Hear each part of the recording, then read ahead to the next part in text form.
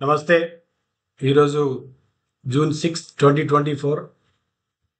నిన్ననే మన parliament election నిన్నంటే మొన్న జూన్ 4న రిజల్ట్స్ వచ్చినాయి. అయితే 10 ఏళ్ల తర్వాత మళ్ళా దేశంలో ఒక కోయలిషన్ గవర్నమెంట్స్ సిచ్యువేషన్ వచ్చింది. ఒక సంకీర్ణ యుగం మళ్ళీ స్టార్ట్ అయింది అనుకోవచ్చు. సరే, ప్రభుత్వం 100-150 సీట్లు కాకుండా 250 సీట్లు వచ్చాయి బీజేపీకి. అయినా కూడా చిన్న పార్టీలకి మంచి అవకాశం వచ్చింది ఈసారి. అయితే దేశంలో మెజార్టీ పెద్ద పెద్ద స్టేట్లలో అంత రీజనల్ పార్టీస్కే మెజార్టీ బలం ఇచ్చారు జనాలు. కానీ మన సౌత్లో మన తెలంగాణకు వచ్చేసరికి మాత్రం అంత ఉల్టా అయింది. ఇక్కడ 2 జాతీయ పార్టీలకి అదేదో పెద్ద మనిషి మధ్యలో కూర్చొని పంచినట్టు సగం పంచారు. ఎవరు బాధపడకుండా ఆయనకి ఎక్కువ ఇంకెక్కువ దూరం కాకుండా 2 జాతీయ పార్టీలు సమానంగా పంచారు. కానీ పంచినా కూడా ఏమైందంటే 8+8 16 కావాలి, కానీ 8+8 0 అయ్యే పరిస్థితి వచ్చింది. ఇవాళ ఎందుకు అంటున్నా అంటే 100% ఇప్పుడు మన పక్క రాష్ట్రాలు చూసుకుంటే 2 సీట్లు ఉన్నోడు 7 సీట్లు ఉన్నోడు కూడా 3-4 మినిస్టర్లు అడిగే పరిస్థితి. ఇవాళ 16 సీట్లు సరే ఏ పార్టీ, కాంగ్రెస్ అయినా బీజేపీ అయినా వాడేటట్లేదు, ఈడేటట్లేదు. ఎందుకంటే వీళ్ళు పార్టీలు ఉంటారు కాబట్టి నామినల్ కదా. మనం గత 5 సంవత్సరాలు ఈ ఎంపీలను వాళ్ళ యొక్క పార్లమెంట్ లో వాళ్ళ పర్ఫార్మెన్స్ ఏమేమి తెలంగాణ నా రాష్ట్రం కోసం ఏం కావాలని అడిగిన సందర్భమే లేదు కదా. కాబట్టి ఇంకొకటి ఏంటంటే, అంటే ఓవరాల్ గా తీసుకుంటే దేశం మొత్తం కూడా 95 తర్వాత సంకీర్ణ 95 నుంచి దాదాపు 95 నుంచి 2014 వరకు సంకీర్ణ ప్రభుత్వాలు ఉన్నాయి. అవును, అప్పుడు చంద్రబాబు లాంటి వాళ్ళు, తర్వాత దేవేగౌడ లాంటి వాళ్ళు 99లో కింగ్ మేకర్స్ అయ్యి, 99లో వాజ్పేయి గవర్నమెంట్ లో చంద్రబాబు నాయుడు ఎన్డీఏ కన్వీనర్ చక్రం తిప్పిండి ఆయన. తర్వాత యూపీఏ గవర్నమెంట్ 2004 నుంచి 2014 యూపీఏ గవర్నమెంట్ లో వామపక్షాలు చక్రాలు తిప్పినాయి. చాలా సందర్భాలు అయితే యూపీఏ గవర్నమెంట్ ఫస్ట్ గవర్నమెంట్ లో ఈ వామపక్షాలు ఉండడం వల్ల ఈ పనికార పథకం వచ్చింది. ఒక పెద్ద అసలు దేశంలో ఒక వాస్తవానికి బిలో ప్రావర్టీ ఉన్న వాళ్ళకు ఒక ఉపాధి దొరికింది, ఉపాధి పథకం.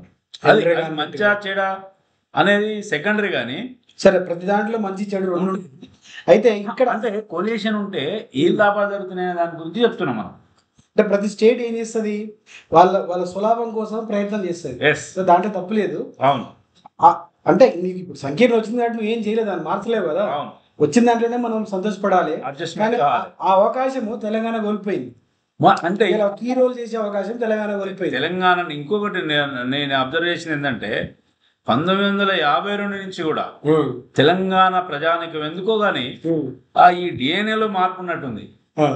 నీకు అధికార పార్టీకి అంటే పోరాట పట్నం ఉంది, కానీ ఎక్కడ కూడా బార్గెనింగ్ అంటే మిగతా బ్లాక్ మెయిలింగ్ అనలేను, కానీ నీ అంటే సాధించుకోవాలి పట్టుదల, నా రాష్ట్రానికి ఇది కావాలి అనే సందర్భము ప్రతి ఎలక్షన్ లో. ఇది 18వ లోక్సభ కదా, ఇప్పటి వరకు ఎప్పుడు కూడా ఇలాంటి పరిస్థితి జరగలేదు ఈ రాష్ట్రంలో. అంటే ప్రపంచానికి పోరాటం నేర్పినటువంటి తెలంగాణ కానీ సాధించుకునే క్రమంలో వెనుకబడిపోయింది. ఈ రోజు కూడా వెనుకబడ్డది, స్పష్టంగా కనబడుతుంది. మనం ఒకసారి చూద్దాము ఎందుకు ఇవాళ 8+8 0 అంటున్నాం అంటే 100% 0. ఆంధ్రాలో చూస్తే టీడీపీ 16 గెలిచింది, అవును, జనసేన 2 గెలిచింది.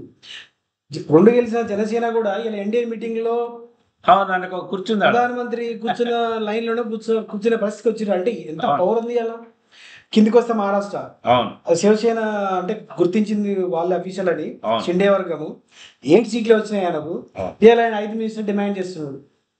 ఆయన ఉన్నది కీ మెంబర్స్ ఆ రౌండ్ టేబుల్ లా. కిందికి వస్తే మళ్ళీ బీహార్ లా జేడీయూ 12 సీట్లు, ఇంకోటి చిన్న పార్టీ పాస్వాన్ గ్రూప్ అని 5 సీట్లు వచ్చినాయి. వాళ్ళు ఒకటే జట్లో పోయి ఢిల్లీకి పోయి ప్రధానమంత్రితో మాట్లాడి గుడ్ మార్నింగ్ అంటే అంత పవర్ ఉంది. అంటే మనము గత 10 సంవత్సరాల నుంచి చూసిన బీజేపీ ప్రభుత్వంలో ప్రధానమంత్రిని కలవాలంటే చాలా మంది ప్రాంతీయ పార్టీ నాయకులు ఆయన యొక్క అపాయింట్మెంట్ దొరకక ఎందుకు వచ్చినటువంటి సందర్భాలు అనేకం ఉన్నాయి. ఢిల్లీకి పోయి ప్రధానమంత్రి అపాయింట్మెంట్ అడిగి ఈయన కలవక ముందే క్యాన్సిల్ అయ్యేది. అటువంటి సందర్భం నుంచి ఇవాళ 2 సీట్లు 5 సీట్లు 1 సీటు ఉన్నటువంటి పార్టీలను, ప్రాంతీయ పార్టీలను సచ్చుకుంటా. ఇలా ఫార్ములా ఏంది తెలుసా? ఎన్డీఏ ఫార్ములా 5 ఎంపీలు ఉంటే ఒక క్యాబినెట్ మినిస్టర్, 2 ఎంపీలు ఉంటే ఒక మినిస్టర్ ఆఫ్ స్టేట్, సహాయ మంత్రి. అయితే అంటే వాళ్ళ ఫార్ములా. ఫార్ములా చేంజ్ చేసుకోరు. గత 10 సంవత్సరాల నుంచి ఈ దేశంలో ప్రాంతీయ పార్టీని అణగదొక్కాలని, ప్రతి పార్టీని ఏదో రకంగా ఈ దేశంలో ప్రతిపక్ష పార్టీలను ప్రతి ఒక్క పార్టీని, ఒక్క ఎంఐఎం పార్టీని తప్ప ప్రతి పార్టీని ఈ బీజేపీ పార్టీ టచ్ చేసింది, జైల్లో పెడదామని చూసింది, కేసులు పెట్టింది, రకరకాల వేధించింది. ఆయన రాజకీయాలలో ఇంత ఎమ్మటే మర్చిపోయే గుణం ఉంటుంది. కానీ అంటే మనం ఏం మాట్లాడుతున్నామంటే ఒక సంకీర్ణ యుగం స్టార్ట్ అయిన సందర్భంలో మన తెలంగాణ అవకాశం కోల్పోయింది. ఇంకొకటి మేము నేషన్లో మొత్తం చూస్తే ట్రెండ్ ఏంటి తెలుసా, బీజేపీని ఆపింది కాంగ్రెస్ పార్టీ కాదు, ఆపింది ప్రాంతీయ పార్టీలు. బెంగాల్లో ఆయనకి 20 చెరుసగం 40లో చెరుసగం పంచుకుంటారని సర్వేలు వచ్చినాయి. బీజేపీకి 2 ఎక్కువ వచ్చినాయి. కానీ మమతా బెనర్జీ 29 కొట్టింది, 140. అందులో 22 వస్తాయని సర్వేలు చెప్తే చాలా జబర్దస్త్ బీజేపీ పార్టీ ఒక దశలో 32 లీడ్లో వచ్చింది. అంటే మెజారిటీ 70% ఆమె గెలుచుకోగలిగింది. ఎప్పుడు? ఆఫ్టర్ 2 టర్మ్స్ కూడా. 2019లో 18 సీట్లు గెలిచినటువంటి బీజేపీ పార్టీ ఈ రోజు 12 పరిమితమైంది. అంటే ఆడ ఎన్ని రకాల జిమ్మిక్కులు చేయాలను అని చేశారు. ఇప్పుడు ఉత్తరప్రదేశ్ తీసుకున్నా కూడా ఆడ గెలిచింది కాంగ్రెస్ కాదు, అవును ఎస్పీ. అవును, వాళ్ళకి 5 లాస్ట్ టైం 5 ఉండే, ఇలా 30 అందులో కూడా ఇంకొకటి ఏంటంటే బిఎస్పీ పార్టీని బ్లాక్ మెయిల్ చేసి వీళ్ళని కలవకుండా వాస్తవానికి ఏం చేసినా కూడా బీజేపీని కాదు అడ్డుకున్నది ఎవరంటే మళ్ళా రీజనల్ పార్టీస్. ఇంకా నీకు ఘోరంగా దెబ్బతినేది కాంగ్రెస్, ఎస్పీ, బిఎస్పీ 3 కలిసి ఉంటే ఇంకా నీకు అసలు బిఎస్పీ వాళ్ళతో పొందు పెట్టుకుని ఉండుంటే ఇంకా బాగా దెబ్బతినేది, చాలా దెబ్బతినేది. కానీ అక్కడ ఆపగలిగారు వాళ్ళు యూపీ వరకు. వాళ్ళు బీజేపీ పార్టీ లాభపడ్డది ఎక్కడంటే బీహార్లో. నేను చెప్పనా, బీజేపీ పార్టీ బాగా లాభపడ్డ స్టేట్లలో ఏంటంటే కాంగ్రెస్ ప్రధాన ప్రతిపక్షంగా ఉన్న స్టేట్లలో బీజేపీ బాగా. యాక్చువల్గా మొన్న 2019 వరకు తీసిన స్టాట్స్లో కానీ ఇవాళ స్టాట్స్లో చూసినా కూడా ఎక్కడైతే కాంగ్రెస్ బీజేపీ అపోజిట్ పొడి చేసినాయో, పొడి చేసినాయో 70% విన్నింగ్ రేట్ ఉన్నది బీజేపీ. ఒక్క రాష్ట్రం తప్ప, ఒక ఒరిస్సా రాష్ట్రం తప్ప ఆడ జేడీయూ ఉన్నది, ఆడ కాంగ్రెస్ పార్టీ లేదు. నామినల్ గా ఉంది, కానీ నామినల్ గా ఉంది, ఆడ ఒక సీట్ వచ్చింది కాంగ్రెస్ పార్టీకి. కానీ మిగతా దేశంలో ఇక్కడైతే కాంగ్రెస్ బీజేపీ తలపడ్డదో, డైరెక్ట్ ఫైట్ ఉన్నదో ఆడ బీజేపీ లాభపడ్డది, బాగా గెయిన్ అయింది. ఎక్కడైతే ప్రాంతీయ పార్టీలు బలంగా ఉన్నాయో అక్కడ ఇవాళ తెలంగాణ జరిగింది అదే కదా. అదే కేసీఆర్ ఫర్ ఎగ్జాంపుల్ ఇవాళ అధికారంలో ఉండుంటే అధికారంలో కేసీఆర్ ఈ స్టేట్ లో 8 సీట్లు వస్తుండ బీజేపీకి రాకపోతుండే, క్వశ్చనే ఉండదు. అవసరమైతే ఇంకో 2 సీట్లు కాంగ్రెస్ పెరిగాయేమో కానీ, అంటే శరీరాలకు వచ్చేయేమో కానీ, అంటే పార్టీ పరంగా వ్యతిరేకించవచ్చు. కానీ ఒకవేళ నీకు ఇవాళ ప్రాంతీయ పార్టీని బీఆర్ఎస్ ఒకవేళ ఈ రాష్ట్రంలో 8 నుంచి 9 సీట్లు గెలిచినా కూడా ఒక ప్రత్యేకమైనటువంటి స్థానం ఉండే. గత 10 సంవత్సరాల నుంచి ఈ రాష్ట్రానికి రావాల్సినటువంటి నిధులు కానీ 157 మెడికల్ కాలేజీలు ఇస్తే ఒక్క కాలేజీ అయినటువంటి ఈ బీజేపీ ప్రభుత్వం ఒక్క ఐఎంఈఎం అంటే ఎకో సిస్టమ్ అంతా హైదరాబాద్ నుండి ఐఎంఈఎం అంటే ఇంతవరకు కూడా ప్రపోజల్ అంతా పంపలేదు అనేటువంటి మానవ వనరుల శాఖ అంటే స్టేట్లు చెప్తే వినని పరిస్థితి వచ్చింది. స్టేట్ల మీద డిపెండ్ అయ్యే పరిస్థితికి వచ్చిన సందర్భంలో మన స్టేట్ చెప్పడానికి ఒక మాట కానీ పవర్ కానీ లేకుండా పరిస్థితి వచ్చింది. తెలంగాణ యొక్క దురదృష్టం ఇది. 100% అంటే దేశంలో జరిగే ఎలక్షన్లు ఓట్లు వేసేటప్పుడు అరే దేశంలో ఏం జరుగుతుంది చూసి ఆలోచన చేసి ఓటేయాల్సిన సందర్భం వచ్చింది. కానీ గుద్దుడు అయితే నేను ఇంకొక సందర్భం కూడా చెప్తాను. నేను ఇందిరాగాంధీ చనిపోయినప్పుడు ఈ రాష్ట్రంలో ఎన్టీ రామారావు తెలుగుదేశం పార్టీకి ప్రతిపక్ష హోదా ఇచ్చింది. భారత పార్లమెంట్ లో తెలుగుదేశం పార్టీ ప్రతిపక్ష పార్టీ. అంటే దేశమంతా ఒక మూడ్లో ఉంటే తెలంగాణ ఒక మూడ్లో ఉంది. సరే ఇది ఒకటి ఆలోచన చేయాల్సినటువంటి సందర్భం. ఎందుకు అంటే మనం మొదటి నుంచి కూడా ఎప్పుడు కూడా ఒక ప్రాజెక్టు సాధించుకుందామనే ఈ 2 జాతీయ పార్టీలు ఒక్కరోజు గత 10 సంవత్సరాల నుంచి ఒక్క క్వశ్చన్ కూడా అడిగినటువంటి సందర్భం లేదు. ఇప్పుడు అడగడానికి ఈ రోజు ఉన్నటువంటి ముఖ్యమంత్రి గత పార్లమెంట్ లో 5 సంవత్సరాలు పార్లమెంట్ సభ్యుడు, ఆయన అడిగిన క్వశ్చన్ ఏంటంటే కాళేశ్వరం ప్రాజెక్టుకు కేంద్ర ప్రభుత్వం ఎన్ని డబ్బులు ఇచ్చింది? ఒకటే క్వశ్చన్, ఇదే క్వశ్చన్ రిపీటెడ్ అంటే వీళ్ళ యొక్క అవగాహన ఏంది, రాష్ట్రం పట్ల వీళ్ళకున్న ప్రేమ ఏంది, ఒక అభివృద్ధి చేయాలనేటువంటి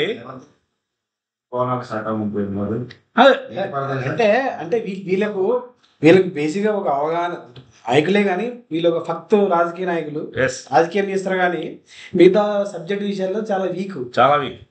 ఇవాళ 3 కాదు ఒక 2-3 సీట్లు ఇచ్చిందంటే కేసీఆర్ ఈ రోజు అది వేరుంటుండే కథ. సరే ఇండియాకి పోతాడా వేరే కానీ రాకపోవడం అనేది మొత్తం ప్రజలు తప్ప అనలేం, కానీ బీఆర్ఎస్ స్వయంకృతాప్రదం కూడా ఉన్నది. డబ్బులు కొట్టలేదా? అదొక కారణం నేను చెప్తాను. నిజంగా కూడా ఏంటంటే జనాలు వేసిన కాడికి 1996 నుంచి ఈ రోజు వరకు ఈ పార్టీలు, మేము రాజకీయ పార్టీలు చెప్పుకునే వాళ్ళు డబ్బులు వంచడం నేర్పిర్రు. ఈ ఎలక్షన్ లో ఏమైందంటే కాంగ్రెస్ పార్టీ డబ్బులు వంచింది, బీఆర్ఎస్ డబ్బులు వంచలేదు. కొన్ని బీజేపీ కొన్ని దగ్గర వంచింది, అంతటా వంచలేదు. వాళ్ళకి ఇష్టమైన ఇంచిరు అంటే వాళ్ళ క్యాండిడేట్ ఇష్టాన్ని బట్టి వంచింది. నువ్వు ఇప్పుడు మనకు ఈ చుట్టుపక్కల ఉన్నటువంటి ఇప్పుడు అర్బన్ లో ఉన్నాడేమో బీజేపీ మోడీ వేవ్ పనిచేసింది. ఎక్కడ దేశంలో ఏడ పనిచేయలే కానీ తెలంగాణలో పనిచేసింది. అది తెలంగాణ అసలు సౌత్ లో నార్త్ లో తగ్గుకుంటూ వస్తున్న మోడీ వేవ్ అవును ఇక్కడ పెరిగినట్టు కనిపిస్తుంది. పెరిగింది కదా. సరే, పెరిగిన దాంట్లో బాగా నష్టపోయింది తెలంగాణని. ఇక్కడ నేనేమన్నా అంటే ఈడ బీఆర్ఎస్ నష్టపోయిన దానికంటే తెలంగాణ ప్రజలు నష్టపోయారు. వాళ్ళు బీఆర్ఎస్ కి ఎన్ని సీట్లు వచ్చినా అక్కడ వస్తే పెద్ద లాభం లేదు, కానీ స్టేట్ కి లాభం అయ్యేది. మనం ఇంతకుముందు ఎలక్షన్ ముందు చెప్పినాం, ఏది ఎంపీ సీట్లు కాంగ్రెస్ కి వచ్చినా ఉపయోగం లేదు, బీజేపీకి వచ్చినా అక్కర్లేదు, కానీ తెలంగాణలో బీఆర్ఎస్ పార్టీకి వస్తే మాత్రం అక్కడ వస్తుంది. ఇంతే కదా, అని చెప్పి పోయినసారి బీజేపీ నలుగురు ఎంపీలు ఉన్నారు. ఒక 4 ఎంపీలు కూడా ఒక్క మెడికల్ కాలేజ్ అయినటువంటి వీళ్ళు ఇంకో 4 గెలిపించినాం. అంటే వాళ్ళకు ఏమనుకుంటారు, మేము పని చేయకుండా మాకు ఓట్లు వేసారంటే అదే కంటిన్యూ అవుతుంది కదా, అంతకుమించి ఏముంటది. చాలా విచిత్రమైన సందర్భం. దీన్ని నేను ఏమంటున్నా అంటే ఈ వాళ్ళు 8 వీళ్ళు 8 పంచుకున్న సందర్భంలో తెలంగాణని అష్టదిగ్బంధనం చేసినట్టు నేను. అంతే కదా, ఈ నెంబర్లు అష్టదరిద్ర నెంబర్లు 2 పంచుకోవడం విచిత్రంగా ఉంది. చూడు, కరెక్ట్ గా ఎవరో కట్ చేసి ఇచ్చినట్టు, ఎవరో పంచాయతీ తెంపినట్టు, నీకెనిమిది తీసుకున్నట్టుంది. అయితే ఇందులో కొంత కాన్స్పిరసీ కూడా కనపడుతుంది కావచ్చు. సరే, అది ఎంతవరకు పనిచేసింది అంటే సెకండరీ, కానీ ఎన్నో ఉంటాయి, లోపాయకార ఒప్పందాలు ఎన్ని ఉంటాయి, కానీ ఇవాళ రాష్ట్ర ప్రయోజనాలకి తీవ్రంగా దెబ్బ తగిలిందయ్యా అంటే ఈ ఎలక్షన్ అన్ని 100%. ఒక వాయిస్ లేకుండా నువ్వు ఎన్డీఏలో నువ్వు మాట్లాడలేవు, ఇండియాలో నువ్వు మాట్లాడలేవు. ఇప్పుడు ఒకటే, ఇప్పుడు 2004 నుంచి 2014 వరకు కాంగ్రెస్ పార్టీ ఈ రాష్ట్రంలో మొత్తం ఉద్యమం నేపథ్యంలో ఉంటాయి. ఏ పని కూడా ఒక్క పని కూడా చేయనటువంటి ఈ యూపీఏ ప్రభుత్వం, తర్వాత 2014 నుంచి 2024 వరకు బీజేపీ ప్రభుత్వం కక్ష దూరంతో ప్రాంతీయ పార్టీలను దొక్కాలనే ప్రధానమైనటువంటి కక్ష దూరంతో ఏమాత్రం రాష్ట్రానికి సాయం చేయనటువంటి ఈ పార్టీలను గెలిపేయడము ప్రజల యొక్క దురదృష్టకరమైన సందర్భం. అంత తెలంగాణకి చేతబడి చేసి అస్తదిగ్బంధనం చేసినట్టు దానికి 23 చెప్పారు. కాళేశ్వరాన్ని దూసిపెట్టిండు, నా రాష్ట్రాన్ని నాశనం చేసి పెట్టిండు అని చెప్పాలి. సబ్జెక్ట్ మనం మాట్లాడదాం, కానీ అంటే ఒక వాయిస్ లేకుండా అయిపోయింది ఇలా తెలంగాణలో. అంతే కదా. దీనివల్ల ఏమైతుందంటే ఈ డిమాండ్ బార్గెనింగ్ వల్ల మన పక్క రాష్ట్రం మనతో విడిపోయినటువంటి రాష్ట్రం అంటే పక్కనే అనుకున్న రాష్ట్రం ఎవరు, ఆంధ్ర. ఇప్పుడు వాళ్ళకి 5 మినిస్టర్లు వస్తాయి. సోషల్ మీడియాలో ఇంకొక ట్రెండ్, ఒక ట్రోల్ అవుతుంది. జలవనరుల శాఖ మంత్రి తెలుగుదేశం పార్టీ అడుగుతుందని ట్రోల్ అవుతుంది, నడుస్తుంది. అయితే దీనికి ఒక ఉదాహరణ చెప్తా. 1900 మొదటి ప్రభుత్వంలో, 1952 మొదటి ప్రభుత్వంలో ఈయన మొదటి జలవనరుల శాఖ మంత్రి కేఎల్ రావు. ఈ ప్రభావం ఎంత ఉంటదంటే 100% ఉంటుంది. ఒక దాదాపు డికేడ్లు నష్టపోయినటువంటి సందర్భం. పాలమూరు, నల్లగొండ, ఖమ్మం జిల్లాలు 22 కిలోమీటర్ల వెనుక కట్టాల్సిన నాగార్జున సాగర్ ను ఆ రోజున్నటువంటి వాళ్ళ యొక్క ఆంధ్ర ల్యాబింగ్ ద్వారా తీసుకొచ్చి కింద కట్టారు. ఒక చెరువులో 320 టీఎంసీలు పట్టే చెరువులో ఒక కాలువకు రావాలంటే చెరువులో కాలువ తవ్వుతారు. వీళ్ళ యొక్క ఇంజనీరింగ్ వ్యవస్థ ఎట్లుందంటే ఎంత వ్యత్యాసం కనబడుతుంది అంటే అందులో అరే ఒక పెద్ద అసలు ఆసియాలో పెద్ద ప్రాజెక్టు నాగార్జున సాగర్ అనేది ఆసియా ఖండంలోనే పెద్ద ప్రాజెక్టు, బలవర్ధక సాధక ప్రాజెక్టు. ఆ ప్రాజెక్టు లెఫ్ట్ కెనాల్ నీళ్ళు రావాలంటే అందులో కాలువలో మీరు పుట్టిగా రావు నీళ్లు, కాలువ నుంచి మాత్రమే వస్తాయి. ఇది విచిత్రమైనటువంటిది వీళ్ళ యొక్క. అయితే మనకు బలం లేకపోవడం వల్ల అవతల ఎన్డీఏ ఉంది ఇక్కడ మన పక్క స్టేట్లో, అవును అక్కడ వాళ్ళు బలంగా ఉన్నారు కాబట్టి ఏమైతుంది, మినిమం 3 రంగాల్లో నష్టం జరిగే ఛాన్స్ ఉంది. ఒకటి నువ్వు అన్నట్టు సాగునీరు, 100% నష్టం. రెండోది రియల్ ఎస్టేట్, మూడోది వచ్చేసి ఇండస్ట్రీస్ కూడా కొంత అదే వాళ్ళ కోస్ట్ ఉంది. అదే ఇండస్ట్రీస్ అంటే కంపెనీస్ అవే కదా, మాకు కోస్ట్ ఉంది, మా దగ్గర పవర్ ఉంది, మీరు మా దగ్గర రాండి అంటారు. ఇక దాన్ని ఎదుర్కొనే సత్తా ఎన్డీఏ వాళ్ళు మాట్లాడలేరు. ఇండియా వాళ్ళు మా దగ్గర ఏం లేదంటారు. ఇప్పుడు ఇంకొకటి ఏంటంటే ఇప్పుడు మన ఈ రాష్ట్రం ఉన్నటువంటి ప్రభుత్వం అంత ప్రొయాక్టివ్ గా పనిచేస్తాను కూడా అది వాళ్ళ ఏం కనపడలేదు. తర్వాత ఏం చేస్తారని తెలియదు కానీ ఈ 6 నెలల నుంచి అయితే ప్రోయాక్టివ్నెస్ అయితే కనపడలేదు. షాడో ప్రభుత్వం ఆయన అంతకుమించి షాడో అనేది అంతే కదా, గురు శిష్యులు అన్నాడు, రకరకాల కామెంట్లు ఉన్నాయి అవి. కాబట్టి చూద్దాం ఇవాళ 16 సీట్లు 8+8 గెలిచిన స్టేట్ ఎఫెక్టివ్ గా 0 అని నేను అంటున్నా. ఎందుకంటే అసలు బంధన వల్ల జరిగిన అన్యాయం ఇది 100%. తెలంగాణ శతపడి చేసి మిత్రులారా నేనేమంటా అంటే తెలంగాణ అష్టదిగ్బంధనమైంది. ఈ 16 సీట్లు ఈ 2 జాతీయ పార్టీలు గెలవడం వల్ల ఈ రాష్ట్రానికి 100% నష్టం జరిగింది. పోయిన 10 సంవత్సరాలు నష్టం జరిగింది. సరే ఇప్పుడు వాయిస్ ఎవరయ్యా అంటే మనమే సోషల్ మీడియాలో అన్ని సందర్భం వచ్చింది. సోషల్ మీడియా సిటిజన్సే మాట్లాడారు. తెలంగాణకు పౌర సమాజం మాత్రమే దిక్కు. ఈ 2 జాతీయ పార్టీలకు తెలంగాణ నష్టం చేయడానికి మాత్రమే ప్రయత్నం చేస్తారు. వీళ్ళ యొక్క మొత్తం చరిత్ర చూస్తే కూడా నష్టమే. వీళ్ళు ఎన్నడూ కూడా ప్రయోజనం చేసినటువంటి సందర్భం కనపడదు. ఓకే మిత్రులారా, రైట్. జై తెలంగాణ, జై హింద్.